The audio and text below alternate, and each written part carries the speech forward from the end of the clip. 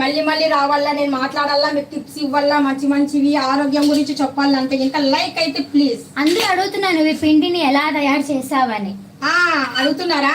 అయితే ఓకేనండి, చెప్పేస్తాను. అయితే ఇంకా మరి మీకన్నా ఎక్కువైతే నేను దాయను. ముందుగా మినపప్పు అయితే కనుక తీసుకున్నాను. మినపప్పు సపరేట్గా నానబెట్టాను. అదే మినపప్పులో పిరికెడు కోటా బియ్యం అంటే రైసు, లావు రైస్ ఉంటుంది కదా, ఆ కోటా బియ్యం అనేది నేను నానబెట్టాను. మినపప్పు, ఆ రైస్ జస్ట్ కొద్దిగా, ఎక్కువ వేయకూడదు, వేయకపోయినా పర్వాలేదు, కాకపోతే కొద్దిగా అయితే వేసాను. అయితే ఆ తర్వాత నేనేం చేశాను, మన దగ్గర రాగులు లేవు కదా, రాగి పిండి ఉంది. ఇది మొత్తానికి గ్రైండర్ చేసిన తర్వాత ఈ గ్రైండర్ చేసిన పిండిలో నేను రాగి పిండి జల్లెడ పట్టేసి సరిపోయినంత పిండి నేను అందులో వేసి బాగా స్పూన్ తీసుకొని కలిపేసి చిన్నగా సాల్ట్ కూడా నైటే వేసాను. సాల్ట్ వేస్తే ఏమవుతుందంటే పిండిని బాగా పొంగే విధానంగా ఉంటుంది.